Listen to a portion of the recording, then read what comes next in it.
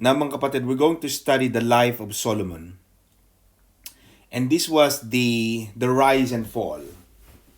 The rise and fall, actually the fall and death of King Solomon. You see mga kapatid, hindi porke kasi ang tao nag-aral, hindi porke marunong, hindi porke matalino, hindi porke magaling sa klase, hindi palagi, it doesn't always reflect that someone's intellect will bring success. Solomon is one of the highly acclaimed, we would say, one of the famous, wisest man ever lived. But in the 1 King chapter 11, makikita natin na hanggang sa namatay na lang siya. Tumanda siyang sasabihin na nating nawala. Dapat sana yung katalinuhan. Kaya minsan magtataka ka, Sister Cecil, minsan ang mga taong, sabi ko nga, maraming tao mga matatalino. Pero minsan makikita mo, pagdating sa ibang bagay, pag-ibig, bobo. Hindi lagi eh. Hindi palaging nagiging basihan ng tao na porke matalino laging tama ang desisyon. May mga may mga pagkakataon na kahit matalino ang tao pero mali ang desisyon. And one of the reasons na makikita natin dito mga kapatid ay yung kanyang pag-aasawa sa iba't ibang mga babae. Mahirap talaga maraming asawa. Mahirap ang maraming kinakasama.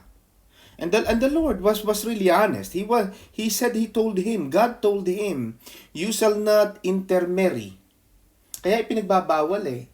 Kahit sa Biblia, Sister Charmy, if you were a born again, a Christian for like ourselves, ipinagbabawal yan sa iba't ibang mga sekta, ang pag-aasawa ng ibang relihiyon, for example. Ipinagbabawal. Bakit? Kasi masisira ka eh. Either ikaw ang makadala, pero very likely, usually, yung matitino ang nadadala palabas ng mga pilyo, ng mga taong walang pagkilala sa Diyos. Tingnan mo, kahit ang isang tao napakalakas ng pananampalataya, pag yan ay nakapangasawa ng hindi mananampalataya, madalas siya nadadala yan palabas. Very rare. Very rare yang nakakapagpapasok. Kaya ipinagbawal ng Panginoon na huwag kang mag-aasawa ng ibang lahi. Ano ang sabi ng Bible, Sister Charmy? Ang sabi ng Bible, ano ang pakikisama ni Beelzebul sa mga anak ng Diyos? Ano ang pakikisama ng mga taong sumusunod sa Diyos at ng mga hindi sumusunod sa Diyos? Wala kayong common ground eh. Paglinggo pa lang, nag-aaway na kayo. Hindi nyo alam kung saan kayo pupunta. Party ba? Karaoke ba? O church? Magpapabinyag ka? Hindi mo alam kung saan pupunta. Sa mosque ba? O sa church? Ano ang pangalan ng bata? Ibrahim Christian. Sister Cecil. Kaya, mahirap.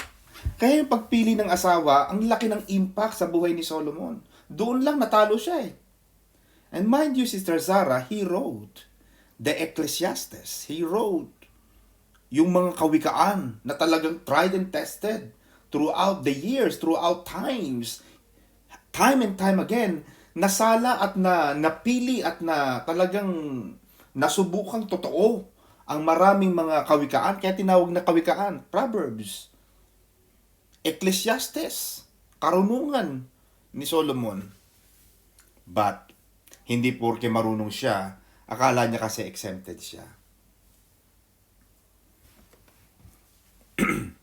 Siya mismo ang hindi nakagawa. Kaya minsan, alam mo, mga kapatid, Sister Embong, madali minsan yung mag-advise. Tingnan mo, ang dali mo mag-advise sa buhay ng ibang tao. Sister Charmy, naranasan mo na yon. Pag may lumapit sa'yo, Charmy, may problema ako. Advisean kita. Yeah? Pero pagdating na sa sarili mong problema, at a-advisean mo na ang sarili mo, hindi mo magawa. Madali mag-advise sa iba eh. The problem is, how do you advise yourself? That's why the greatest enemy, they said, is not the enemy outside, but it is the enemy within. Mahirap kalaban ng sarili. Kaya tama ang sabi ni San Pablo, I beat myself. Ano sabi ni Apostol Pablo, mga kapatid? Basahin natin. Ang sabi ni Apostol Pablo, I beat myself. Sabi ni Paul. Kasi baka ang sabi niya, I discipline my body and make it my slave, so that after I have preached to others, I myself will not be disqualified for the prize. Baka kasi sa pangangaral natin, sabi ni Apostol Pablo, baka sa kanyang pangangaral siya ng pangaral, siya naman pala ay na-disqualified sa pagkuha noong patimpalak yung reward. Kaya tayo mga Kristiyano, mga kapatid, dapat sinusuri din natin ang ating sarili. Hindi sapat na nakarinig, ang pananampalataya ay nakukuha sa pakikinig. Pananampalataya yan, but faith, Sister Cecil, faith should not stop from just hearing the word. Faith is a fact, but faith without action is dead.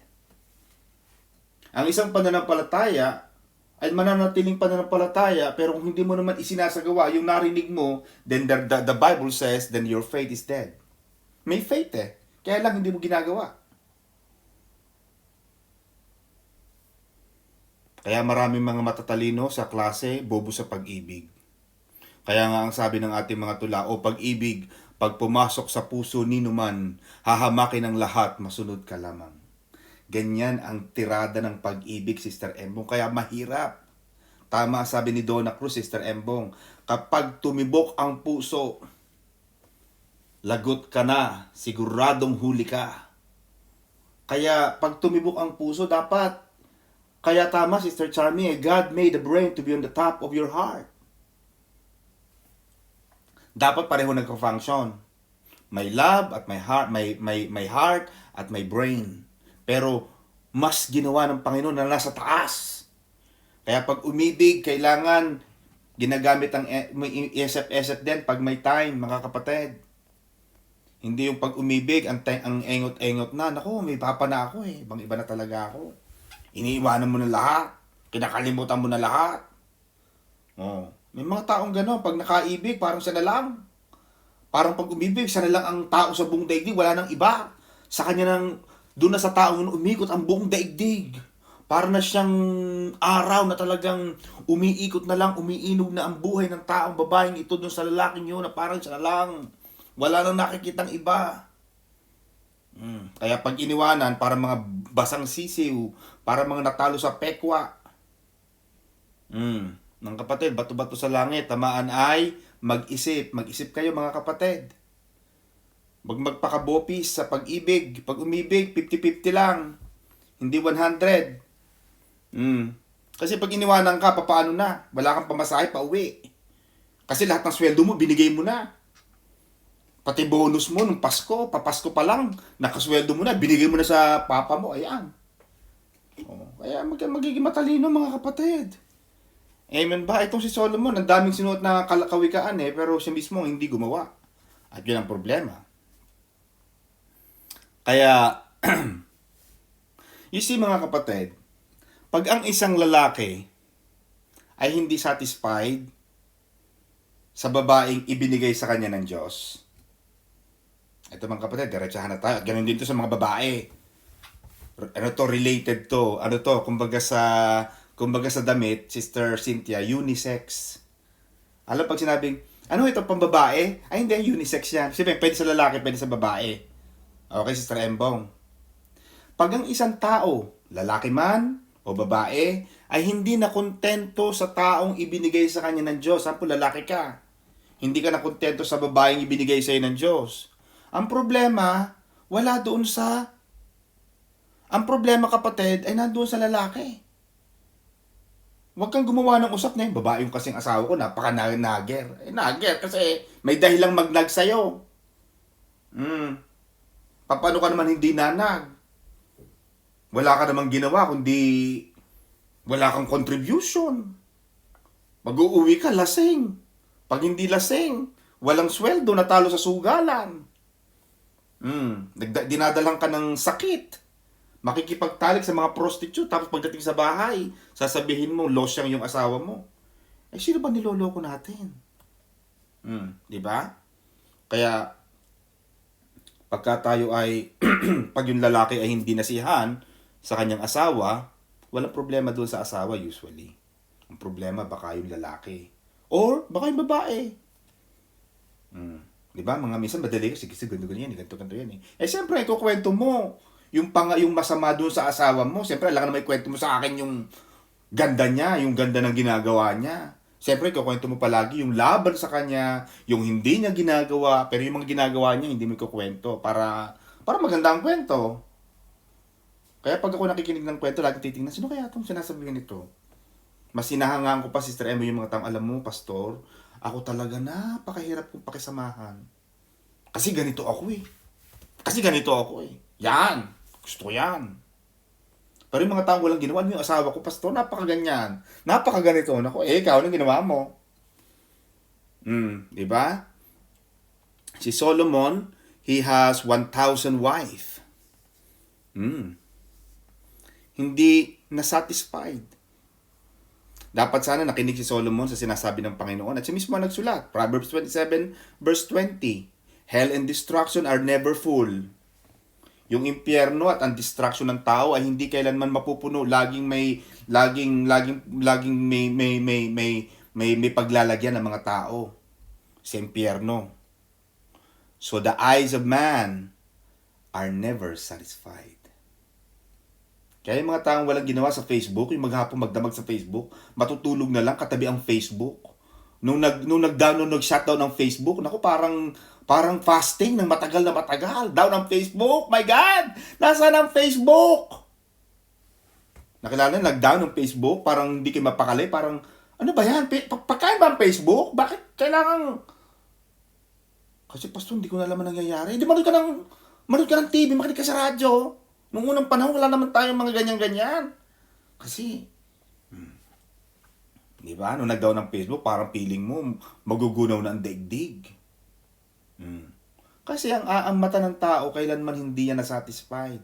Laging may gusto ang mata. Kaya sabi ng Panginoon, Sister Cecil, kung magiging dahilan ng iyong pagpunta sa impyerno ay ang iyong mata, maganda pa, tanggalin mo yung mata mo, dukitin mo, para kahit isang mata lang, nasa langit ka. Kaysa man dalawang mata mo, nasa impyerno ka naman. Ni Solomon, masyadong nagandahan. Lahat na lamakit ng babae, akin ka. Alam mo yung kanta ng Apo Hiking na bil mo ko niyan, bil mo ko niyan. Bil mo ko nito, bil mo ko niyan. Makita, gusto niya kanya. Kaya may mga tao sa UK, walang ginawa kundi mamili. Yung mga bahay, mga damit. Yung mga babae, Pastor, wala akong may suot. Wala akong may suot? Yung aparador mo, tambak. Wala nang mapasukan sa bahay nyo. Pastor, wala akong sapatos. Walang sapatos. Ang dami-dami mong sapatos, ayaw mo lang suotin.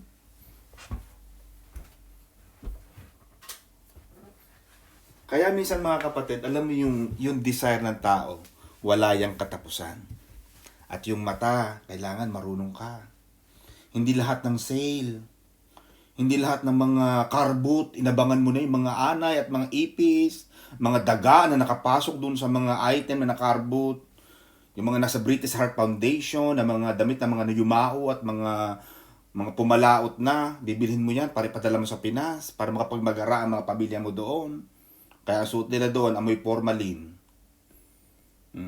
Kasi ang mata, kailanman hindi yan nakontento. Laging may kulang kung anong meron ka. Meron ka na. Ano kayong pagkain ng ba't nito? Parang iba yung pagkain nun ah. Meron ako dito pero parang iba yung sa kanya. Laging hinahanap yung iba. Talagang ganun, iba yung sa kanya. Yun namang tinitingnan mo, nakatingin din sa'yo, hindi mo lang alam. Siguro iba yun sa kanya. Ikaw naman, iba yun sa kanya. Ano ang sabi ng Panginoon, Sister Cecil? Learn to be contented. Makontento kung anong meron ka. Amen ba?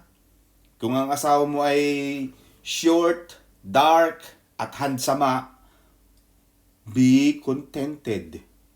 Huwag kang hanap na, ang pinagpipray ko sa Lord, tall, dark, and handsome eh. Bakit ba naman dumating sa akin, butete? Ganun talaga. Pinili mo yan. Sino ba nakipagligawan dyan? Sino bang sumagot dyan? Ikaw ba? Ang Diyos ba ang nagsabi sa'yo sagutin mo? Ikaw ang sumagot dyan. Kaya, di panindigan mo na yan, butete. Pinili mo yan eh. Amen ba? Huwag mo sisihin ng Diyos. Ngayon naman may butete ka na, short, dark, and handsome Ano sabi ng awit, Brother Jay? In His time, all things will be beautiful. Pagagandahin din ng Diyos. At saka, alam mo, may sumparin niya magaganda at mga gwapo. Kasi maraming humahabol, di marami kang karibal. Kaya tama ang kanta ni Andrew E. Humanap ka ng pangit at ibigin mong tunay. Pagka pangit ang meron ka, ibigin mo ng tunay kasi wala kang karibal. Nag-iisa ka sa kanya. At ang tingin nila sa'yo, ang tingin niya sa'yo, ikaw ay isang prinsesa. Si Solomon hindi. Lahat ng makita niya maganda kanya. Kaya alam mo mga kapatid, yan ay i-apply natin sa lahat ng bagay. Maganda sa tao yung may satisfaction, yung meron kang contentment sa buhay. Yung okay lang kahit na isa lang ang damit ko o dalawa lang, okay lang yan. At least meron tayo kahit papaano. Huwag laging hangad ng hindi naman kaya. Na pag hindi naabot, parang masama ang pakiramdam. Pag hindi nakuha yung gusto, masama ang pakiramdam. Solomon yun ang naging dahilan. Yung greed. Hindi lang actually pagpapakasal sa foreign women eh. Actually, greed yun eh. Sa akin ha. Lust. Yung talagang lahat ng babae gusto niya matikman. Lahat ng lahat. Lahat ng iba't ibang lahi, itim, puti, dilaw, berde, green, pula, lahat. Ano niya. Mahirap din yun. Kaya ayong kumain palagi, Brother Johnny, sa mga eat all you can. Ayaw ko lang kumain dyan eh. Sinasabi ko sa inyo, pag-iimbitahan nyo ako sa birthday yan, hanggat maaari, pag sinabi nyo ako sa, ano yung kinakain natin, Brother Johnny? Aroma, yan, aroma. Kukuha lang ako dyan ng isang putahe o dalawa. Ayaw kong tikman lahat. Alam mo, Sister Arlene, nasa aroma tayo, di ba? Kasi pag tinikman mo lahat, Sister Cecil, wala kang matitikmang masarap. Lahat hindi masarap. Kasi natikman mo ng lahat. Kaya mas gusto ko yung a la carte. Yung sample, ito, adobo lang, gusto ko lang rellenong bangus lang. Di ba titikman mo ang lasa ng relleno? Pag uwi mo ng bahay, relleno ang nasa utak mo, relleno ang panlasa mo, hindi yung, ano nga kinain natin doon? Hindi ko na matandaan, ang dami natin kinain. Solomon, di niya na alam. Siguro pagising niya, sinong katabi ko ngayon? Ha? God? Ikaw ba? Kala ko ano yung katabi ko si Diba? Minsan napapaniginipan mo yun sa dami siguro ng niya. Siguro, kinalculate natin, Brother Johnny, 1,000 women times 365 days. Calculate natin para malaman natin yung bilang. Tatlo po sa isang araw. May isang umaga, tanghalian at hapunan. Ginawa niyang pagkain talaga. Literal na pagkain, Sister Arlene. Umaga, tanghalian at hapunan. Saan ka pa? Bruin mo yun? Parang ganun. Parang yung kanta ni Imelda Papi na isang linggong pag-ibig. Sa kanya talaga, isang araw na pag-ibig eh. Umaga, tanghali. Meron sa may scheduling siguro. Ikaw, Monday ka, November 1 at 8 o'clock in the morning. Come to the chamber of King Solomon. Ikaw naman, lunch. Wala na yung, alam mo yun, hindi mo na-appreciate ang buhay sa dami. Pag marami kang pinagpipili, napansin mo yun, parang lalo ka parang hindi na maganda sa'yo. Kapag iisa ang sapatos mo, yun lang talaga. Ang sarang ganda-ganda nito. Parang gundang talaga nakabulaga ang mata mo. Talagang ganda-ganda talaga nito. Talaga nakikita mo bawat angle, bawat talagang nakikita mo lahat bawat angulo. Pero pag madami ka, hindi mo na napapansin ang ganda ng bawat isa. Kasi madami. Kaya maganda, alam mo, may kagandahan din yung minsan alam mo yung kasalatan sa buhay, may maganda rin yan eh. Yung salat, yung kokonte, nung unang panahon, kalahating bangus lang ang ulam natin, Brother Johnny, dapat nandito kayo. Dapat wag ka mahuli. Embong ha, dapat nandito ka alas 8 ng gabi. Pag wala ka dito sa lamesa natin, ubos ang buntot ng bangus. Kasi maubusan ka. Amen ba? Pag hindi ka dumating, wala ka. Huli ka eh. Iiyak-iyak ka dyan eh, kasi usapan eh. Oh. Di ba? Na-appreciate mo. Ngayon, ang dami-dami ng ulam, ang dami-dami nating tinatapon, panis, mga nababahaw, nasisira, na-expire. Itinatapon natin, hindi na natin na-appreciate ang pagkain. Kaya ako hindi ako namimili masyado sa bahay. Kasi tinatapon na lang. Ang dami-dami nating pagkain ngayon. Hindi mo na ma-appreciate. Pero noong unang panahon, bawat tuyo, bawat ulo ng yung hawot, Sister Embong, yung ulo ng isda, pinagtatalunan pa yung mata. Ay, mahilig pa man din ako sa mata, Sister Embong. Alam mo yung mata ng isda? Naku, gusto ko yan kasi maalat. Gusto ko yan. Pati yung mantika ng longganisa. Naku, kinakain namin yan. Pag nalagyan namin ng toyo, Sister Embong, kinakain mo rin ba yon? Ayan, okay tamo. Pareho pala tayo ng pinanggalingan. Oh. Tagali pa ho ako eh. Ay, kaya nga eh, oh, kita mo. Yung pinaglutuan yung Sister Charmel, alam mo yung pinagprituhan ng longganisa, yung mantika, naku, pinag-aagawan namin yan. Ilalagay namin, gagawin namin pinaka-sauce. Oh, di ba, Sister Embong, huwag mo sabihin hindi mo ginawa yan. Ay, ginagawa ko Oh, kita mo? Yung pansit. Pag wala kaming ulam, pansit ang ulam namin. O spaghetti. Ang spaghetti, isasapaw namin sa kanin, mga kapatid, ginagawa nyo ba yan? Na-appreciate natin nun ang buhay. Di ba? Eh, ngayon. Anong ulam? Naku, ano lang ito? Kaldereta? Kaldereta, yun na naman. Di ba yung ulam natin kahapon, last week? Wala na bang iba? Samantalang noong mga unang panahon, mga kapatid, kung walang magbinyagan, walang magkasalan, hindi ka makakatikim. Kung walang galing ibang bansa, hindi ka makakatikim ng ham. Mga kapatid, noong unang panahon, pagka may ham kami, galing Saudi.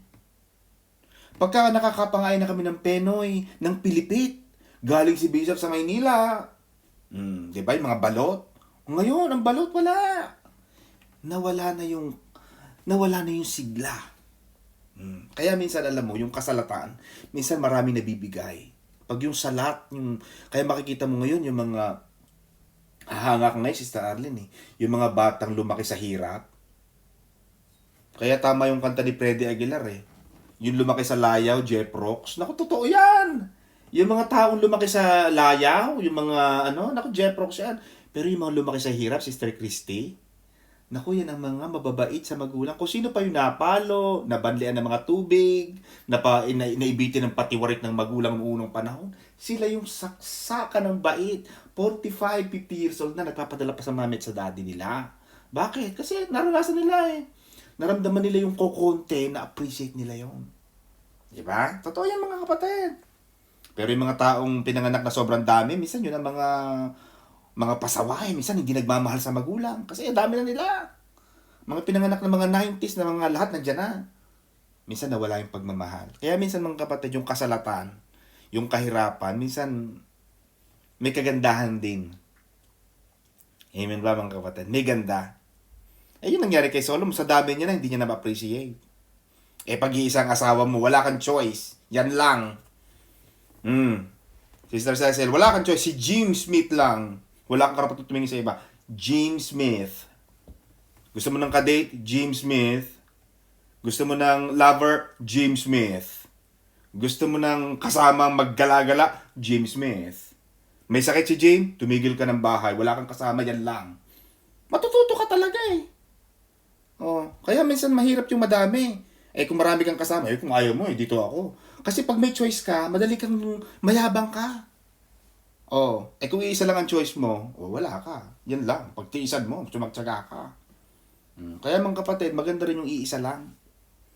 Kaya pangit yung kanta na si Aida, si Lorna at si Fe. Kailangan si Aida lang kung si Aida. Si Lorna, si Fe kung si Fe.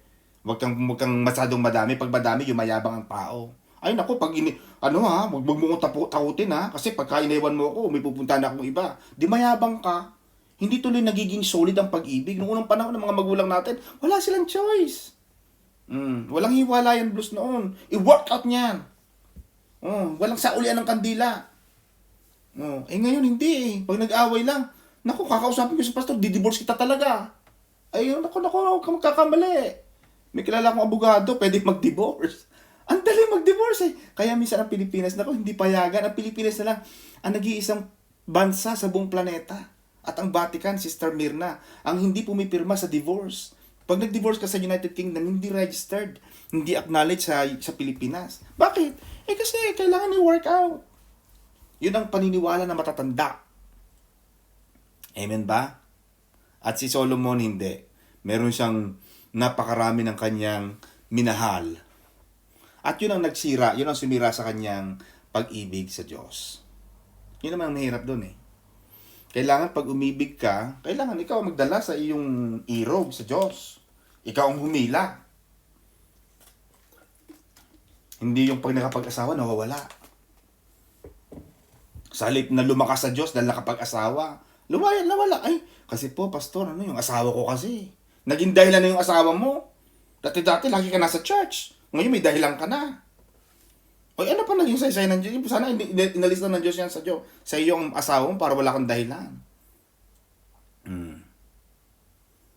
Akala kasi ni Solomon, yung, hanggang sa nakapagtayo na siya ng mga goddess, ng mga Diyos, ng mga Astoret, Diyos ng mga Sidonians, Diyos ng mga Milcom, nagawa siya ng mga high places para sa mga Chemos at para kay Molech. Iba't ibang mga Diyos-Diyosan ng kanyang sinamba. Akala niya exempted siya. Wala na exempted sa buhay. Wala exempted sa buhay. Kailangan talaga, kanya-kanya tayo. Kailangan may kanya-kanya tayong responsibility. Walang exemption mga kapatid. Kaya ang akala niya, Sister Cecil, akala niya, magdadaglag lang. Hindi naman siya mawawala sa Diyos, magdadagdag lang. Yun ang ano namang kalalakihan. Hindi naman ako, pastor, hindi ko naman iwanin ng asawa ko eh. Nagdagdag lang ako. Para naman meron akong reserba. Na nga, mahirap. Anong nangyayari na nadidevalue mo yung asawa mo? Nawala na ng saysay. Dahil alam mo, meron kang second choice. Di ba? Pag wala kang choice, bumalik ka. Umuwi ka sa inyo. Di ba? Kaya minsan ang mga asawa, minsan talagang ayaw bigyan ng pamasahe para pag nag-away, hindi makawala. Amen ba?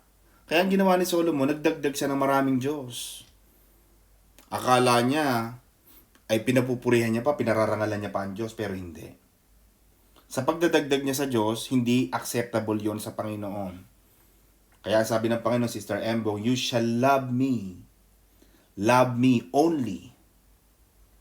Para siyang si Tom Jones, for your eyes only. Ang Panginoon, ikaw, para ka lang sa Diyos. Huwag mong dadagdagan. Ayaw ng Diyos na may dagdag.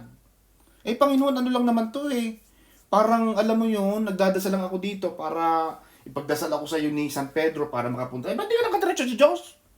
Di ba sabi nga nung paano namatay ang Panginoon nung 11th hour, nasira yung tabing between from top to bottom. Ibig sabihin, sinira na yun ng Panginoon, ng Diyos Ama, para lahat tayo makadiretso na sa Diyos. Wala nang middleman. Hindi eh. Dumadagdadasal pa rin tayo kay San Pedro. Bakit? Tapos itatanggi natin hindi tayo sumasamba sa kanya. Kung makapunas ka, parang kulang na lang, matanggal na yung chok at pintura ng santo. Kaya yung panyo ng mga taga-Quiapo, ang iitim na. Kasi pati yung pisngi ni Jesus na si Black Nazarene, naging White Nazarene na. Puti na ang nationality ni Black Nazarene. Kundi na kailangan pinturahan uli ng itim na pintura para umitim uli. Kasi lahat ng pero all throughout the century, Sister Charmy, wala nang pumunas kay Black Nazarene. Kaya yung kanyang ganito ni Jesus, ang puti-puti. Nawala na yung pagkaitim niya. Pero ang Diyos nagdidemand na kailangan siya lang ang ating only God in our life. Kaya hindi tayo naniniwala doon sa pagsamba sa mga Diyos-Diyosan. Kasi ayaw talaga ng Diyos yun. Galit doon siya eh. Yun lang ang inaayaw ng Diyos. Amen ba? Pagka nawala kayo mga kapatid, sample, nagkalayo kayo ni Brother Jim, sample, Sister Cecil, lumayo ka, punta ka ng Pilipinas. Huwag mo sabihin na, wala naman si Jim, ito muna. Panakip butas. Ayaw ng Diyos ng ganon. Kailangan kahit malayo ka, Jim Smith pa rin. Ang nakikita mo sa mata mo, wala kang nakikitang iba, Jim Smith. Ganun ang Panginoon. Kahit malayo, hindi mo nakikita ang Diyos, Sister Christy, ang nakalagay pa rin sa iyo, ang tanging sasambahin mo, ang Diyos lang. Kaya ang sabi ng Panginoon, Sister Charmy, you shall worship me in spirit and in truth. Kaya tayo pag nagpipray, nakapikit. Because when we pray, we see God. We feel the presence of God. We know that He is there in heaven and we pray to Him in spirit. Hindi yung nakikita, kailangan may makita. Bakit? Bakit kailangan may makita tapos hindi mo naman alam kung yan talaga ang mukha niya? Kaya pag tinignan mo ang iba't ibang mukha ni Jesus, iba ang mukha ni Jesus sa Aztec, yung mga Mexican Christ, payat. Pag nagpunta ka naman sa mga ibang lugar, medyo mataba si Jesus. Ang iba, long hair si Jesus. Ang iba naman, short hair si Jesus. Ang iba, payat si Jesus, parang malnourished. Ang iba naman, medyo tumaba-taba kasi marami rin nakain tinapay. Kaya mga kapatid, iba-iba eh. Kaya sabi ng Panginoon, para mawala yan, ayaw ko niya mga santo-santo na, ayaw ko ng mga ganyang fixed image. Ang gusto ko, sasambahin mo ko sa espiritu at katotohanan. You call me based on my character. Kung gusto pala ng Diyos, Brother Johnny, magpakita siya, di sana nagpakita na lang ang Diyos. Bakit lagi niya tinatago ang mukha niya? Bakit kahit kay Moises, hindi siya magpakita? Sa mga taong malapit sa kanya, kay Abraham, kay David, hindi siya nagpakita ng mukhaan. Wala nakapinta. Sino ba nagpinta niyan? Si Michelangelo. Si Michelangelo, taga-Italy lang. Hindi naman nga siya nakasulat sa Bible eh. Sino naman siya para magpinta? Amen ba? Hindi natin sigurado kung talagang yun nga. Kaya sambahin natin ang Diyos base dun sa gusto niya. Amen ba? Kaya ako pag nagre-regalo, Sister Mirna, yung asawa ko sabi niya, oh baby ha, wala ka pang regalo sa akin nung nag-anniversary. Sinasama kita sa Westfield. Sabi ko sa'yo, magturo ka ng sapatos mo dyan. At least yung bibiling ko, gusto mo. Hindi yung bibili ako ng sapatos, ayaw mo. Kung anong gusto, yun ang ibigay mo. Ang gusto ng Diyos, sambahin mo siya sa espiritu katotohanan. Ayaw nyo na may picture, hindi, huwag mo siyang sambahin doon para matuwa sa ito. Ganun lang kasimple. So, nagalit ang Panginoon kay Solomon. Naturalmente. Ikaw kaya, Sister Cecil, magpunta ka ng Lanao del Norte, makikita mo doon, malaman ni Brother Jim na, nalaman ni Brother Jim na meron kang kausap na parang, alam mo yun, parang malapit kayo, para kayong sweet, ay magsiselos. Magagalit siya si Brother Jim. Ganun yun. Kaya nagalit ang Panginoon kay Solomon. The Lord became angry with Solomon. At yun ang pinakamahirap, Sister Charmy. Pag Diyos na nagalit sa atin, mahirap. Ayaw ang Diyos maawain, pero nagagalit ang Diyos. Huwag mong sasagarin ang Diyos. Sabi ng Panginoon, I will not do it in your days. Nung nagalit ng Panginoon kay Solomon, hindi ko gagawin ang sumpa na ito habang ikaw ay buhay for the sake of your father David, but I will tear it out of the hand of your son. Hindi kita susumpain yan, Solomon, pero ang sumpa ko mararanasan ng mga anak mo. Nakakatakot yun. At ayoko nun. Ayoko yung mga susunod na saling lahi, sila ang magbabata, sila ang makakatanggap ng parusang dapat sa akin. At in the first place, Sister Cecil, wag mo nang hayaan parusahan ka ng Diyos. Alam mo naman isinulat na nga ng Diyos sa Bible, ang dahilan, ang paraan, ang batas para makitagumpay sa buhay. Alam mo na, sinabi na. Wag mo nang gawin. Ang sabi, stop. Kaya may red, stop. Wag ka na magpumilit. May mga driver kasi Sister Embo, mga taga Batangas, sabi niya, Pastor, alam mo, pag dumadaan ako ng Cavite, mga madaling araw, 2:00, naka-red, hindi sila i-stop. Kasi wala daw tumatawid. Hindi yun ang point. Kahit walang tumatawid, yun namang stop, hindi lang sa tumatawid. Paano yung sa kabila, nakago sila? Paano hindi mo nakikita? Paano yung mga sasakyang nagmamadali, na naka-red sila? Akala nila, red sila, go sila. Sa kabilang side. Pero ang nakikita mo, red ka, stop ka. Bakit? Pag nagkamali ka, kahit walang tumatawid, pero magkakamali ka, obedience to the law is the secret of success. Is the longevity of life.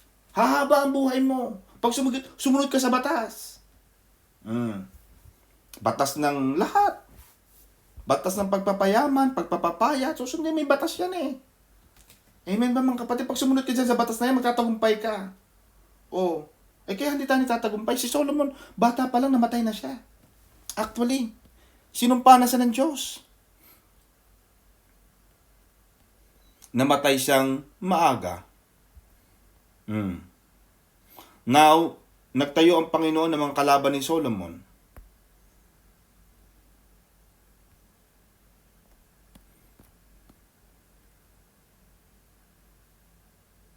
Nagkaroon siya ng dalawang kaaway. The Lord raised up an adversary against Solomon. Maganda na sana ang paghahari ni Solomon eh. But because of his disobedience, God did not allow it to be completely without problems. Kayang gawin ng Diyos na, alam mo yung pinakamagandang kayamanan, Sister Embo, yung mayaman ka, tapos walang mga hunting sa'yo.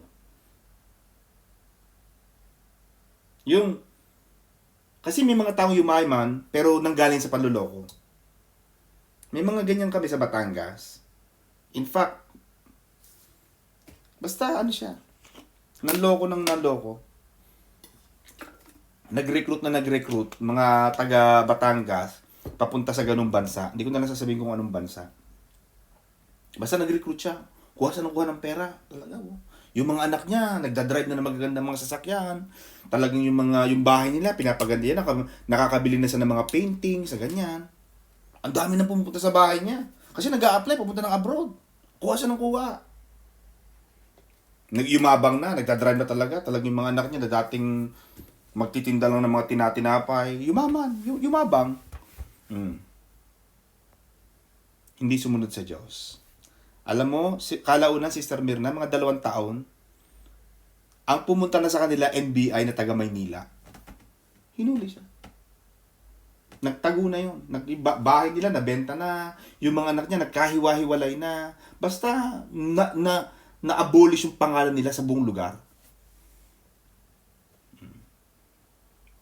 Maganda na sana ang buhay eh. Hinanting na siya, marami na nagdemanda. Kaya kung kayo yayaman kapatid, sa maganda at maayos na paraan. Pagsunod sa Diyos. Kung yumaman kayo, huwag kayong mahiyang yumaman. Huwag kayong mahiya na ba, pinaganda ng Panginoon ang buhay ko, sinuwerte. Ano magagawa mo, sinuwerte ka eh. Pero yung pagyaman mo na hindi galing sa Diyos, na galing sa panluloko, kayang gumawa ng Panginoon ng paraan para mawala yan. Ito Solomon. Mismo ang Bible nagsasabi, Sister Cecil, the Lord raised up an adversary against Solomon. It was God. Hindi si Satanas eh. Hindi si Satanas ang nag-raise. Diyos mismo ang gumawa ng paraan para labanan si Solomon, para sirain siya. Yan ang mahirap eh. Pag ang kalaban mo na Diyos, tanggal ka. Hindi na kailangan pumili si Satanas. Diyos na mismo ang kalaban mo. Kaya maganda mga kapatid, lagi tayong susunod. And then, God raised up another adversary against him. Nagpadala uli ang Panginoon ng another kalaban. Si Hadad. 1 King 11 verse 14 to 22. God raised up another adversary against Solomon. And then, nagpadala uli ang Panginoon ng another adversary. Rezon, the son of Eliada. This adversary came from the north. Kasi minsan iaalaw ng Panginoon ng mga adversary eh. Abuti sana kung sabi ko nga, Brother J, alam mo yung nasa Bible, Sister Embo, sabi, mapalad ang mga taong inaapi sapagkat, ano ang sabi? Basahin natin sa Biblia, Brother J. Mapalad ang mga taong inaapi sapagkat nasa kanila ang Diyos. Nasa kanila daw ang biyaya ng Diyos. Sabi ko, mapalad ang inaapi kung inaapi ka dahil talaga sa Diyos. Pero kung inaapi ka dahil sa iyong mga ginawa, abay, wala ang Diyos dyan. Huwag mong asahan nandiyan ang Diyos. Wala ang Diyos dyan eh. Amen ba mga kapatid? So yun ang nangyari sa kanya. Kaya sabi ng Panginoon, because you have forsaken me, pinabayaan ni Haring Solomon ng Diyos. Kaya Sister Arlie, makikita mo, mapapagtagni-tagni mo ang kagustuhan ng Diyos eh. You will understand. That's why listening to the Word will give you the bird's eye view how to succeed. Ang sabi ng Panginoon, seek first my kingdom. Unahin mo muna ang aking kaharian. Do things that will please me. And when you do, in everything, Sister Elaine, God wants for you to please Him first. God wants you to put Him first in your life. And when you do put Him first, sabi ng Panginoon, I will add everything you need. Pag inuna mo ang Diyos sa buhay mo, dadagdag ng Diyos sa lahat ng kailangan mo. Hindi ka pagkukulangin ng Panginoon. Pero ang ginawa ni Solomon, but the Bible says, because Solomon has forsaken me. Inalis ng Panginoon sa kanya yan. Yung magandang meron na siya, inalis ng Panginoon yun sa kanya. Na sana meron siya. Kaya mga kapatid tayo, yung magandang buhay natin, huwag nating hayaang mawala yun sa atin. Maganda na ang buhay mo eh. Kumakain ka na, kumikita ka na. Tama na yan. Paramihin mo na lang yan kung talagang pagyamanin mo na lang. Huwag yung kailangan mong dumami para lang makapagyabang. At kung gusto ng Panginoon paramihin niya, Sister Charmy, hindi mo kailangan mandaya. Dadami yan eh. Kasi ang pagpapadami naman ng kayamanan, Diyos din ang nagiging daan. Hindi mo kailangan manloko ng kapwa, mang-api, mandaya, para lang dumami yan. Kaya maraming tao nagreklamo kay Solomon. And in fact, kay Rehoboam, yung sumunod na hari. Kasi maraming inapi si Solomon sa kanyang grand vision, nagkaroon na ng forced slavery, nagkaroon na ng yung talagang wala na siguro tulog ang mga tao. Wala nang pahinga, wala nang sweldo, wala nang pagkain. Kasi talagang gusto lang nilang, ang tingin talaga ay alipin. Kaya mga kapatid, marami nakakaramdam sa inyo yan.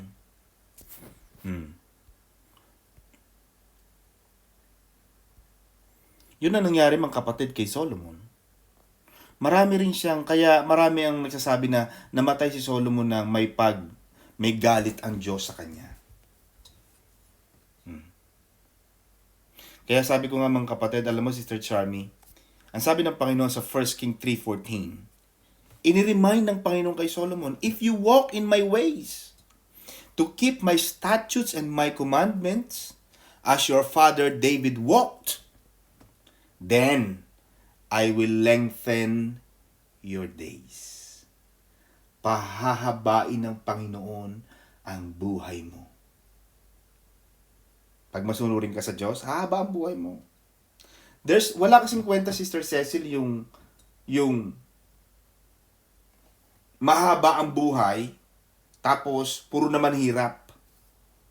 Or maganda nga ang buhay, tapos maikli naman ang buhay. Maganda, maraming pera, sagana, pero maikli. Amen ba, Sister Cez? Di ba, ang gusto mo siguro, mamatay tayo, siguro, mag-usap na tayo ng diretsahan. Mag-real talk tayo, Sister Charmy. Pag maging na 80 na lang, o 80, o 85, matagal na yon, overtime ka na. O edi, fulfilled ka na. Si Solomon namatay sa 60 years old lang eh. Sayang. Ang ganda-ganda pa ng buhay, meron pa siyang 20, 30 years na sanang i-enjoy pa ang buhay. Just like Job. Job was blessed by God. He endured 140 years. My God! 140 years! Sa ganong kasaganaan, ang sarap ng buhay. Siguro pagpigit ang mata mo, Sister Mirna, ngiti-ngiti ka pa. Nakangiti ka kasi namatay kang mayaman. Si Solomon, maganda nga, marami nga marangya nga, pero pinaikli ng Diyos. Pagkat sabi ng Panginoon sa Proverbs, as a first king, pag sumunod ka sa akin, ginawa mo lahat ng aking mga palatuntunan, sinunod mo ang mga batas ko, nakagaya ng iyong amang si David, sabi ng Panginoon, pahahabain ko ang buhay mo. Yung irony noon, yung opposite noon, Sister Cecil, kapag sumuway ka, iikli ang buhay mo. Kaya sabi ng Panginoon sa Exodus 20, Sister Charmy, sa mga bata, tayo mga anak, children, if you honor your parents, you will have a long life. You will have a long life. Kahapon, Sister Cecil, sumweldo ako. Pagkasweldo ko, tithes, offering, padala ko ng konting pang Starbucks ni Bishop at ni Pastora. Why? Kasi, I like it. Gusto ko silang i-honor sa aking kinikita. Kayo ba mga kapatid, nagpapadala ka ba kayo sa mga parents nyo? Taas ang kamay na mga nagpapadala pa sa parents dyan. Makapaki-like naman kayo mga kapatid. Pag hindi kayo nag-like, hindi talaga kayo nagpapadala. Amen ba mga? Parents po, Pastor. O edi, kung walang parents, o edi wala. Pero kung meron pa kayong mga tinuturing ninyong mga, alam mo kahit wala tayong mga parents, minsan may mga tinuturing tayong mga taong mahal natin. Kung kayo may parent, mas swerte kayo. Pagpalain ninyo sila. Sabi ng Panginoon, Sister Arlene, if you honor your parents, pag pinarangalan mo yung parents mo, hahaba ang buhay mo. Oo. Di ba, Sister Arlene? Hindi mo kailangan magbayad sa ospital para trukan ka ng pampahaba ng buhay.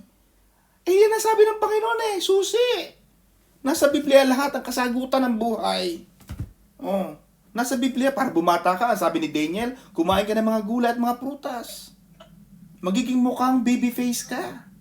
Hindi mo kailangan hanapin si Vicky Bello para ipaunat ang mga pilikas mo sa mukha. Bakit? Nasa Biblia ang sagot. Humaba ang buhay, o diya, parangalan mo ang magulang mo. Magpadala ka na magpadala, buwan-buwan. Hindi magpapadala ka, Pasko at bagong taon lang at birthday. Oh, di ba mga kapatid? Sagot yan Kaya kung gusto kong humaba ang buhay, sabi ko, Panginoon, abay, gusto ko pa mabuhay ng mga 30 to 40 years. Ano ba naman yan? Oh, di ba? Yan ang problema ni Solomon. Kaya namatay siyang may pagtataksil sa Diyos. Yan. But, marami nagsasabi, biblical scholars believe, mga kapatid, na ang Ecclesiastes ay isinulat ni Haring Solomon at the latter part of his life. So maraming nagsasabi, sabagat hindi natin alam, Brother Sister Arlene, nagbabasa lang tayo ng Book of Solomon, malay ba natin kung nagsisi siya? Panginoon, pasensya ka na, nagsisisi ako dahil ganito. 1,000, siguro ang haba ng kanyang punerarya, ang haba ng kanyang paglalakad sa libingan. Kasi 100 ba naman, magdala-dalawa na lang anak yan, tapos yung mga pamilya, siguro di ang haba. Siguro from Kilburn up to Chelsea mo na lang kamo, Victoria. Ang haba. Kasi ang daming mga namatay. Ang daming mga naiwanan, siguro ang daming mga bulaklak. Sa mga naiwan ni ganito, 'di ba? Yung mga namamatay, meron tayong mga SAS, Sister Mirna. Yung mga naiwan ni ganito, ni ganyan. Ganito, may mga pangalan, Makmak, Bokbok, mga ganyan, 'di ba? Ang haba noon. Pero kung nagsisi siya, siguro malamang nasa langit siya. Pero sabi nga nila, yung Ecclesiastes was written at the latter part of his life. So maaaring yun lang ang kanyang way ng pagsisisi. Naranasan niya ng lahat. Siya nagsabi na nagkaroon na siya ng super dami ng kayamanan. Pero ang sabi niya, Sister Arlene, ang lahat ng ito'y walang kakwenta-kwenta. Oh. Kaya, tama na lang yung tama. Huwag na yung masyadong madami. Pagdami mong pinagsisikapang talagang maabot na hindi mo na talaga maabot-abot. Nagkandamatay-matay ka, nagkabalibaw na ang mga buto mo sa pag-abot mo ng pangarap mo. Minsan, kaya ang sabi ni Solomon, alam mo ang pinakamasarap sa buhay, Sister Ceci, sabi ni Solomon. Sabi niya, kumain ka, uminom ka, at magsaya. Pakinabangan ang iyong pinaghahanap buhayan. Kaya kung kayo kumikita, huwag kayong itlog ng itlog at skyflakes ng skyflakes, ha? Matuturing kayong kumain ng masasarap. Bakit, Master Embong? Tipid ka ng tipid. Yung mga nasa pamilya mo, nasa Pilipinas, paunat ng buhok, pakulay ng pakulay, patina ng patina, pamanicure ng pamanicure, pabanat ng pabanat. Laging nasa face, Lagi silang nasa let's face it. Sa Maynila may ganun may facial massage. Let's face it. Lagi silang nasa pagpa-facial. Yung mga nasa abroad, ang mukha parang bulldog, alam mo yung parang talagang gusot-gusot ang mukha. Pero nasa Pilipinas, banat na banat, walang ginagawa. Yung mga kamay, parang model ng Swatch. Yung mga nasa abroad, ang kamay parang parang kuko ng agila. Totoo yan, mga kapatid. Yung mga nasa abroad, ang mga buhok, parang kwerdas na nasira. Alam mo yung kwerdas na naputol, tapos biglang nagkulot-kulot na kingke? Pero nasa Pilipinas, reband. Relax ang hair. Relax ang buhay. Yung mga nasa abroad, hindi relax. Uneasy. Amen ba? Payat na payat. Yung mga nasa Pilipinas, nagtatabaan. Bakit? May nagpapadala. Kaya sabi ni Solomon, Ang pinakamasarap sa buhay, Charmy, kumain, mag-enjoy, uminom, magsaya. Bakit? Hindi mo alam ang bukas. Baka mamaya yun na palang ending natin. Saka iipon mo ng kaiipon. Saka alam mo yun, alam mo minsan yung ipon ka ng ipon, iipon ako, hindi ako kakain. Amen ba? Hindi ka kakain para makaipon ka. O, namatay ka. Sinong kukuha niyan? Di ba? Yung mga susunod. Kaya mga kapatid, habang may buhay, mag-enjoy tayo. Amen ba? Itong si Solomon, naranasan niya na eh. Maaaring si Solomon, mga kapatid, ay nagkaroon ng special mercy because of King David, yung father ni Solomon. Amen? Sapagkat yun nga, sinasabi ko kanina, yung sa end of his life, maaaring siya na mismo ang nagsabi na ang buhay ay walang kwenta. Naranasan niya na ang lahat, ang mga katangahan sa buhay, ang lahat ng karunungan sa buhay, ang kawalan sa buhay, kawalang kakulangan. Naranasan niya na sobrang dami. Pero sabi ni Solomon, at the end of his life, everything is a vanity. Ang lahat ng bagay ay walang kwenta. Bakit? Mamamatay ka rin. Bago ka mamatay, at least. Kaya yung mga namamatay sa mga sila electrica, Sister Arlene o Sister Cecil, sample, may mga bibigyan na ng taling ng doktor siya. Ma'am, sir, ito pong taong ito, mamamatay na ho ito ng mga 1 linggo ha. Pakain na ho yung lahat ang gusto niya. Ganyan eh, di ba? Para makain na niya, at namatay siya, nakain niya lahat ang gusto niya, nagawa niya lahat ang gusto niya. What if, Sister Cecil, what if? Magkaroon ka ng what if game. What if this is gonna be the last days of our lives? Hindi mo na-enjoy. Ay, sayang. Gusto ko pa man din sanang kumain doon sa yung cake na may mga truffles. Gusto ko pang kumain sana ng ice cream na may mga dirty ice cream. Yung halo-halo na may gulama, na may leche flan. Oh, saka ayaw mong kumain dahil tipid ka ng tipid. O diyan, wala ka nakain tuloy. Kaya tama sabi ni Solomon, mag-enjoy. Bilhin mo lahat ang gusto mo, wag ipon ng ipon. Suotin mo lahat. Wag yung ang sinusuot mo luman-luma. Lagi na lang luma. Hindi mo bibili ng damit. Uuwi ng Pilipinas kung anong suot galing Tesco, yun sasakay ng aeroplano. Saan kayo papunta? Punta akong airport. Ha? Yan ang suot mo? Punta ka na. Di ba galing ka ng Carbot kanina? Oo. Diretso akong airport. Uwi akong Pilipinas. Uuwi ka ng Pilipinas. Pagdating mo sa Pilipinas, baka mapagkamalang kang janitor ng airport sa suot mo yan. Ipagmalaki mo naman ang United Kingdom. My God. Pagsasakay ka ng aeroplano, Sister Embong, ganda ka na ng suot para mapagkamalang turista. Kaya ang mga Pilipino, pag galing Pilipinas, saan ka pupunta? Magtuturist po ako. Yung suot mo yan, turist ka? Mukha kang, alam mo, hindi ka mukhang turist. Mukha kang drogista. Amen ba mga kapatid? Kailangan maging maayos. Pag tourist ang apply mo, Sister Charmy, ang technique dyan, magmukha kang turista. Dapat ang damit mo, mga summer look. May sombrero ka na talagang parang pupunta ng Hawaii. Yan! May mga Pilipinong turista, ang dala-dala puro mga CV, mga resume. Pag binuksan ng airport, bakit may resume dito? Kala ba turista ka? Ay, hindi po, mamimigay lang po ako. Mga CV ang nakalagay, puro mga Skyplace, mga Skyplace, itlog na pula, Payless. Anong tourist ito? Anong kahibangan ito? Bakit alam turista ka? Kaya ka pinapayagan namin mag-tourist para gumastos ka sa bansa namin. Hindi para makita mo yung mga magaganda namin Big Ben dito at mga London Eye. Tapos kakainin mo lang habang kumakain ka sa Big Ben. Kain ka ng Skyplate, inom ka ng tubig, wala kang binibili dito, walang pakinabang sa iyong UK. Kaya sige, mag A to A ka, umuwi ka na sa inyo, wala kang pakinabang. Ganyan mga kapatid. Dapat aasta kang ganon.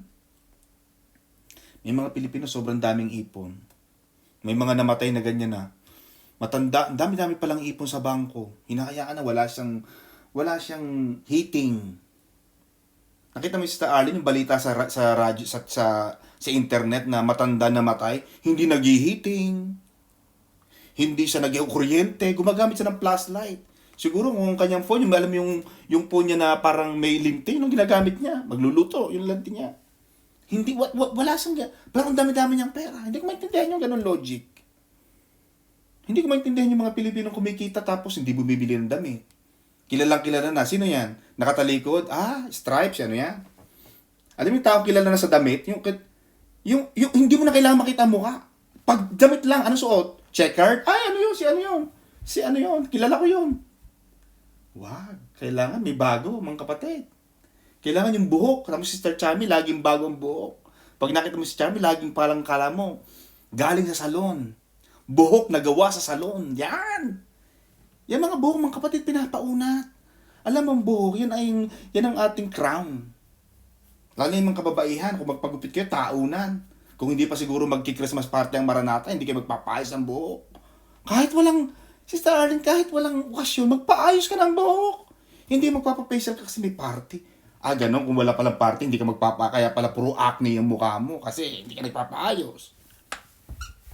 Amen ba? Kumikita ka naman. Ang masama, wala kang kinikita, may karapatan tayo. Pero kung wala kang trabaho, huwag ka na magpaayos ng mukha kasi wala kang kinikita. Pero kung kumikita tayo, magpaayos. Amen ba mga kapatid? 1 King chapter 12. Sister Arlene, pwede rin tayo 1 King chapter 12. Ito na yung pagtayo ni Rehoboam. Yan. Ito yung sinasabi ni Sister Mariby kanina. Itong si Rehoboam naman, siya ang humalili. Nung namatay si Solomon, humalili naman si Rehoboam. Siya yung sumunod na hari ng Israel. Now, ang sabi dito, if you will be a servant to these people today, kasi nagkaroon na sila ng, yung mga tao, sobrang galit kay Solomon, itong si Rehoboam, kinausap na ng mga elders ng Israel. Sabi niya, kung gusto mo itong mga taong ito ay maging alipin mo ngayon, then they will be your servants forever. However, sabi ng mga tao, mga elders, meron kaming kondisyones. Kailangan ipakita mo ang iyong kindness. Kailangan magpakita ka ng mabait ka. Yan. Kaya kailangan, kung kayo ay magkakaroon ng business, kung kayo ay magiging amo, magiging employer kayo in the future, magiging mabait kayo sa inyong mga empleyado. Huwag kayong mga balahura, huwag kayong bastos, huwag kayong naranasan nyo naman ang pagmamalupit sa inyo ng inyong mga employer. Di huwag mong gawin sa kanila yon para, kaya tama sabi ni Jesus, Sister Arlene. Ano sabi ni Jesus? Do unto yun ang golden rule ni Jesus. Do unto others what you want others do to you. Gawin mo sa iba ang gusto mong gawin ng iba sa'yo. Sa kwait, hindi ka pinapakain. Sa Oman, hindi ka pinapakain. Nakakakain ka isang beses lang. Walang pahinga ang tao. Walang day off. Bakit sa UK maganda ang batas? Kasi may kontrata. Sinusunod ng mga tao yung kontrata. Di ba mga kapatid? Ang sabi ng Panginoon dito kay Rehoboam, sabi ng mga elders, if you show kindness and a servant's heart to the people, kailangan maramdaman mo yung pakiramdam ng mga taong hindi sumusweldo. Imaginein mo na lang yun. Oras na ng sweldo, 30 na, tapos wala ka pang pasweldo. Naku, kapatid, magsarado ka na kasi wala ka ng pampasweldo. Huwag ka nang kuha ng katulong, di mo pala kayo magbayad. Kaya maganda yung employer na galing din doon sa baba. Kasi meron siyang servant's heart. Kaya sabi ng elders, if you do that, if you show kindness, number one, and if you have a servant's heart, then these people will love and serve you forever. Again, Sister Arlene, batas. Maganda. Kung ikaw ay magiging governor ng Masbate, mahalin mo taga Masbate. Pagandahin. Amen ba? Improve ang Masbate. Ganyan. Kung kayo ay mga employer, kung kayo ay nagkaroon ng... Kasi alam mo mga kapatid, ang test ng tao ay hindi yung...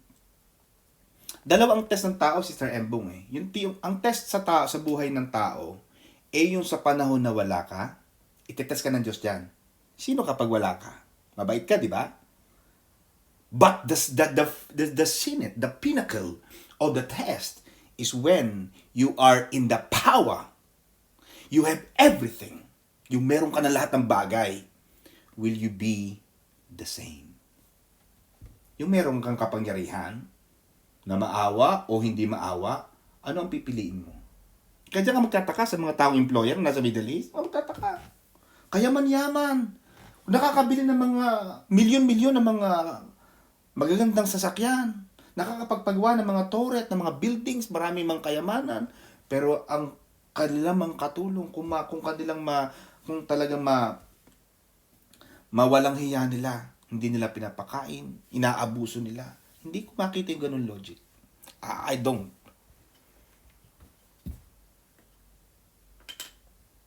Kaya kayo mga kapatid, maging mabuti kayo sa employer niyo, sa mga empleyado niyo.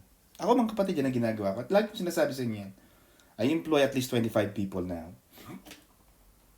25.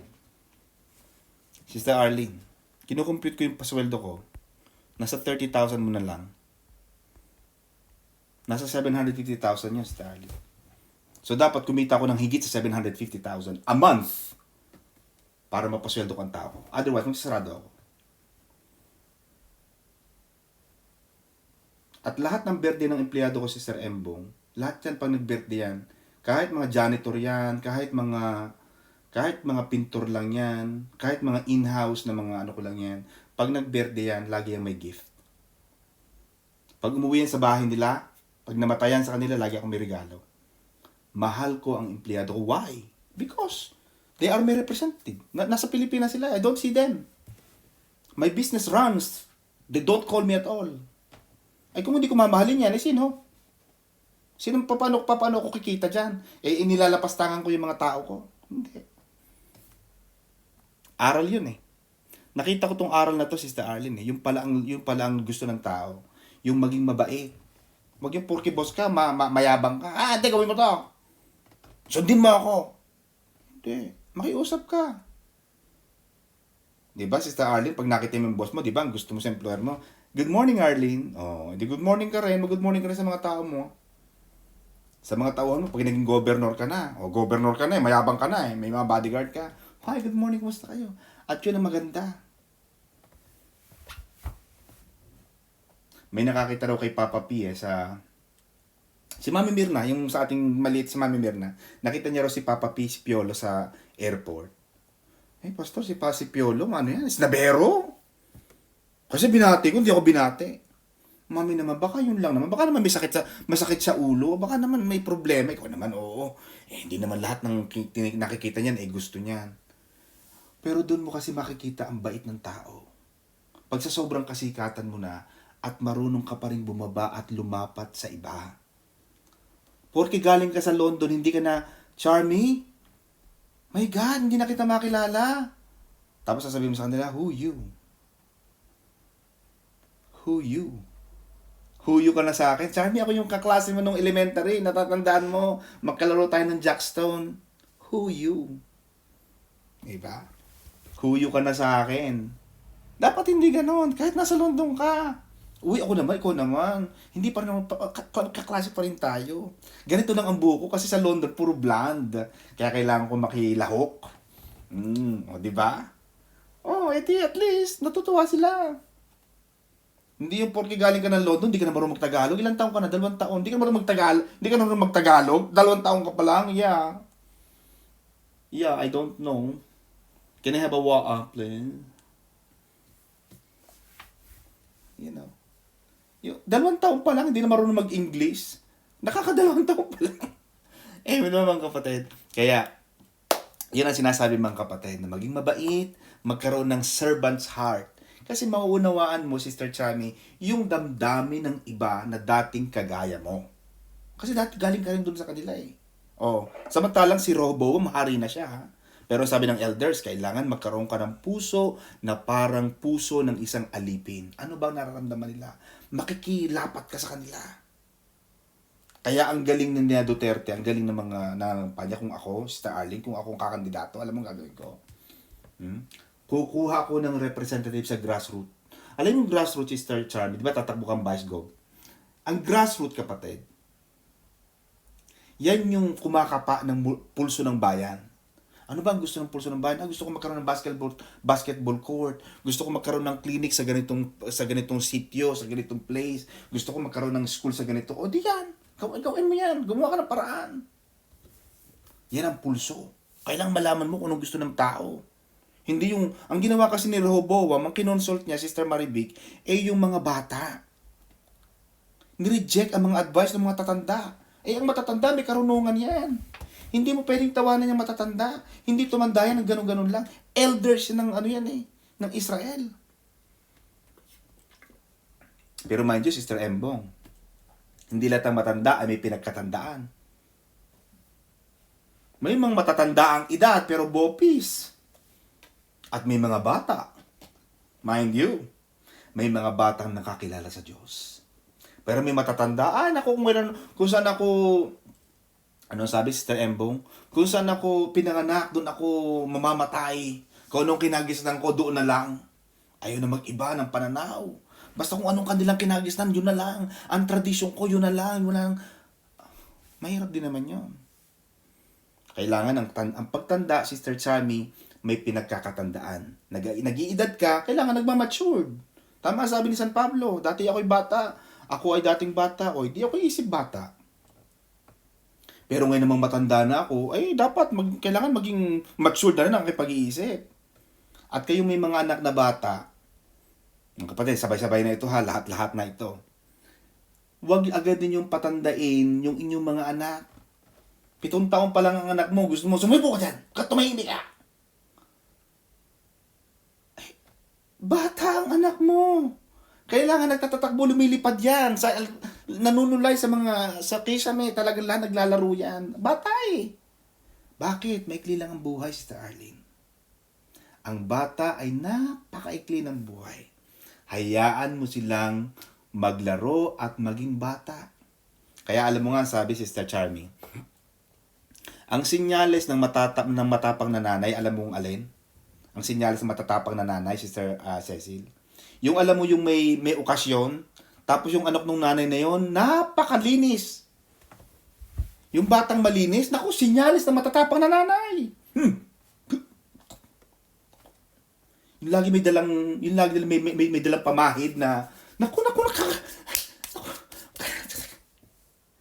Yung malilinis na bata, sinyalis ng mga matatapang na nanay.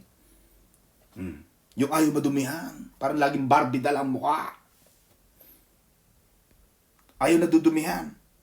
Hayaan mong magpagulong-gulong yan. Hayaan mong madumihan. Hayaan mong magkabakterya. Bakit? Kasi nung panahon, wala naman tayong mga ganyan-ganyan. Wala tayong mga tawag doon, Sister Arlene, yung mga hand sanitizer. Anong sanitizer? Galing ako sa laro, nagkakain na tayo. Di ba nang hugas-hugas? Nagkasakit ba tayo? Hindi naman. Diba? Hayaan mong ang bata ay mag-asta at umaktong bata. Huwag mo silang patandain kaagad. Amen ba mga kapatid? Bagamat magandang turuan, ang tamang asal, pero may mga pagkakataon talaga inaalaw mo silang maging bata. Let them become a child. Let them be. At yung matatanda, umasto rin tayong matatanda. Huwag kayo namang, ang tanda-tanda na, 75 years old, diyan ka pa Diyos ko. Ang mga palda, halos makita ng kuyukot. Makita ng mga itinatago na matagal mong itinago sa loob ng dekada. Nung nag-70, nag-70 years old, ako doon naman nagmumurang kamati si tita. Tita naman, bakit ba naman ganyan? Kasi naman to, ngayon ko nakalabas. Yun na nga, ngayon ko lang nakalabas, inilabas mo na lahat. Pati kaluluwa mo, pinakita mo na sa mong daigdig. Kailangan meron ko pinagkakatandaan. Pag tumanda ka, igalang ka ng tao. Sa inyong katandaan, mga kapatid. Amen ba, mga kapatid? Kailangan tumatanda, nagmamatured. Ano pa ang sabi rito, Sister Charmy? At pagka kayo, mga kapatid, ay pinagsasabihin ng matatanda, mga kapatid, lampas na ako, alam ko, Brother Jay, konti na lang. Pag pinagsasabihan tayo ng matatanda, makinig tayo. Maganda rin nakikinig sa matatanda. Because, marami silang nadaanan na hindi natin alam. Ngayon, dami niyong pakialam, dami niyong alam. Siyempre, magulang mo yan. Tama ang mga magulang. Pag, di ba, sabi niya, anak, pakilala mo naman sa akin ng boyfriend mo. Nakikilatis nila. Nararamdaman nila yan. Meron silang vision. Alam mo, anak, wag yan. Parang iba ang nararamdaman ko. Naku naman, iba naman, parang naman, mali-mali naman. Ba't si tatay, minahal nyo? Ibabalik mo sa tatay, iba naman yun. Yun na nga yun, nagkamali na nga ang nanay mo sa tatay mo. Ikaw ba naman uulitin mo pa yung pagkakamali? Amen ba mga kapatid? Makinig kayo sa matatanda. Anak, huwag ka nang umalis ngayon kasi merong dumaang pusang itim. Di ba minsan ganon? Pag may mga pusang itim, huwag ka nang tutuloy. Pero kung naniniwala ako mga kapatid sa matatanda, pag nagsabi yan, usually, meron niyang karunungan. Yun ang ginawa, yun ang katangahan, yun ang foolishness daw ni Rehoboam. Sabi ng Ecclesiastes chapter 2 verse 18 to 19, "Then I hated all my labor in which I had toiled under the sun." Bakit? Because, sabi ni Solomon, "I must leave it to the man who will come after me." Sabi ni Solomon, naiinis ako sa aking pinagsikapan, sa aking pinagtrabahuhan, nagpakamatay ako, nagpakamartir ako. Alam mo kung bakit ako nagagalit? Sabi si Starlin ni Solomon, bakit? Iiwanan ko ang lahat ng bunga ng aking pagpapagal sa taong susunod sa akin. O, sino ba makikinabang niyan? Amen ba? Kaya minsan, ginaunawahan ko rin yung iba na nagpapaaral ng mga pamangkin. Naku, Toy, ang dami kong iskola. Nagpinapaaral ko yung pamangkin ko sa ganon, yung pinsan ko sa ganon. Eh, anong nangyari sa kayo? Anong ipon nyo? Wala. Wala. Eh, paano kung namatay kayo? Sino magtutulak sa inyo? Baka pambili ng lason, wala kayong magpambili. Kasi wala kang naipon. Sister says, kailangan mag-ipon tayo mga kapatid. Hindi pwedeng, ito mo, kaya nagagalit si Solomon, I hated all my labor because I must leave it to the man who will come after me. Oh, kaya habang may pera, Sister Embo, mag-enjoy. Maglamierda, mamili ng konti. Pumasok naman kayo ng mga Debenhams ng Harrods. Hindi na lang lagi kayong laman kayo ng 1 pound store, laman kayo ng Kilburn, laman kayo ng mga 99p, laman kayo ng Carboot. Wala na kayong mabili, kundi lagi kayong liit na liit sa sarili. Hindi ako pwedeng bumili dyan kasi mahal dyan. Hindi mo pa alam ang presyo, mahal na. Amen ba mga kapatid? Kaya sabi ni Solomon, I must leave it to the man who will come after me. And who knows whether he will be a wise or a fool. At sino nakakaalam, baka mamaya tanga din siya, nakagaya ko, sabi ni Solomon. Yet he will rule over all my labor in which I toil and in which I have shown myself wise under the sun. Yun din daw sabi ni Solomon, this is also a vanity. Walang kwenta. Bakit? Nagpakatagal ka sa London, nagpakatagal-tagal ka, tapos iba rin lang ang nakinabang. O ngayon, makinabang ka na. Pagpalain mo na yung mga pwede mong pagpalain. Tingnan mo yung sarili mo, baka pagtanda mo, wala kang naipon. Pagtanda natin, Sister Raymond, wala tayong naipon. Akala mo ba, babango pa tayo sa ating mga kamag-anakan? Di ba hindi? Pag wala ka nang maibibigay, Sister Charmy, para ka ng lantang sampagita. Tapatan tayo. At danas ko na yan. Hindi ako matanda. Danas ko dahil marami na akong naririnig na kwento ng iba't ibang lahi ng mga tao. Dati ako mabango akong gumamela. Nung ako'y tumanda at wala na akong pera, wala na akong kwarta, wala na akong matawagan. Para na akong lantang sampagita, sabi nila. Now, Rehoboam was rejected as a king over the 10 northern tribes because hindi siya nakinig sa matatanda. Nireject siya ng maraming mga tribes. Yung 10 tribes out of 12, yun talaga ang Israel. Yung 10 tribes. Yung dalawang tribes na natira out of 12, yung Judah and Benjamin, the other 2 tribes, these are called Judah. So yung Judah at Israel, magkaibang bansa. And in fact, magkalaban sila up to this point. Sabi ng history natin. Yung Israel kasi, yung mga nagalit kay Rehoboam. Kaya huwag niyong hayaan ka mga kapatid na magalit yung mga empleyado niyo sa inyo. Kaya makikita mo, normal na yung tumatakas ng mga Pilipino. Iniiwanan sila, naka-check-in sa magandang Intercontinental Doncaster Hotel. Naku, tatakas yan kahit masarap ang pagkain sa Doncaster, sa Dorchester Hotel. Diyos ko, talaga namang Goldilocks ang pagkain dyan. Napakasarap, iiwanan yan. Sapagkat, bakit? Minamaltrato mo eh. Pero amang-ama ako makakarinig, Sister Ellie Sister Cecil, na Pastor, ayaw kong malis sa employer ko kasi pito ko alis, ang bait-bait ng employer ko. Mahal ko sila. Mo. Pero mo, ayaw nilang umalis kasi nagmahal yung mga employer sa kanila, o hindi, susuklian nila ng pagmamahal, susuklian nila ng faithfulness, ng reliability, susuklian nila ang employer nila ng kabutihan, sapagkat mabuti rin sa kanilang employer nila. Pero kapag naging mabangis tayo sa ating mga empleyado, mabangis tayo sa ating mga tauhan, makikita mo, lalaban sila sa iyo. Gagawa sila ng paraan para masira ka. Diba, mga kapatid? At ganoon din, mga kapatid, ang ginawa ni Jeroboam, sumamba rin siya sa mga Diyos-Diyosan, nagawa siya ng sarili niyang city, Shechem, naging capital city ng Northern Kingdom of Israel, gumawa siya ng sarili niyang city sapagkat ayaw niyang kilalaning city yung Jerusalem na nasasakop ng Judah at ng Benjamin. Yung 10 tribes, gumawa sila ng sarili ng city na Shechem dahil ayaw niyang kilalanin yung Jerusalem. But the problem was, Sister Cecil, last but not the least, gumawa siya ng sarili niyang religion. At dahil sa ayaw ni Jeroboam, na bumalik yung mga tao doon sa Judah, sa Bethlehem o Jerusalem, gumawa siya ng sariling Diyos. Na itong Diyos na ito ang nagligtas sa inyo. Iniligaw niya ang mga Israelita sa panibago niyang religion. At yun ang mahirap, mga kapatid. It was a sin. Kasalanan yun ni Jeroboam. Nagsuggest siya.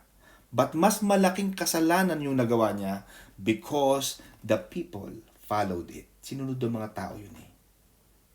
Kaya mahirap yung teacher. Mahirap yung trabaho ng preacher. Bakit? Kasi may mga tao susunod sa sinabi mo. Marami akong ganyan. Sabi niya, attorney, I'm a secret, anong tawag nila dyan? Silent reader. Ayan, silent follower. Attorney, sabi mo, ganito eh. Yung pala mga sinasabi ko, Sister Embong, sa Facebook ko, may mga taong nagsusubaybay. Kaya maingat ako kahit sa mga kakaunti mga naniniwala sa akin. O edi, ayan, ito sa akin, naniniwala ako dito. Mag-iingat kayo sa sinasabi nyo. Baka may maniwala. Amen ba? At yun ang ginawa ni Jeroboam. Niligaw niya ang mga tao ng Diyos. Nireject niya ang commandment ng Panginoon. Siya na rin mismo ang hari. Siya na rin ang naging saserdote. Siya na rin ang naglingkod doon sa altar. Amen ba, mga kapatid? Wala silang sinunod na batas ng Diyos. At ang ginawa niya, huwag na kayo mag-travel doon sa Jerusalem. Dito na lang tayo. Bakit natakot kasi si Jeroboam na baka yung 10 tribes, pag pumunta ulit ng Judah, ng Jerusalem, baka bumalik kay Rehoboam. Ayaw ni Jeroboam noon. Kaya doon sila gumawa ng sariling city. But for that reason, Sister Cecil, sinumpa rin siya ng Diyos. Just because the 10 tribes of Israel, they didn't like Rehoboam, made these 10 tribes exempted to travel to Jerusalem. Hindi binago ng Diyos yun. Hindi porke separate kayo ng lugar, iba kayong lugar, ibang lugar ng Judah at saka ng Benjamin, ng mga Benjamite, ay hindi na kayo pupunta sa Jerusalem. Hindi binago ng Diyos yun. And for that reason, sinumpa, inalis din ng Panginoon si Jeroboam. Kaya mga kapatid, final, huwag ninyong hayaan mga kapatid na mawala yung ganda ng buhay. Kitang-kita na natin yung pagsunod sa Diyos. Kitang-kita na natin yung pagmamahal sa Diyos. It brings success. When you love God, when you show respect to God, kapag inuna mo ang Panginoon, hindi mo pinabayaan ang Panginoon, ang sabi ng Panginoon, pag hindi mo ako pinabayaan, hindi kita pababayaan. Kaya mapapansin mo rito, Sister Cecil, na sinabi ng Panginoon kay Solomon, because you have forsaken me, pababayaan kita. Kaya mga kapatid, huwag natin gawin yun. Mahalin natin ang Diyos. Sasambahin natin ang Diyos. Susundin natin ang Panginoon. Lord, mahirap sumunod, pero Panginoon, I will follow you. Amen? Palakpakan natin ang Lord, mga kapatid. God bless you all. Back to you, Brother Jay.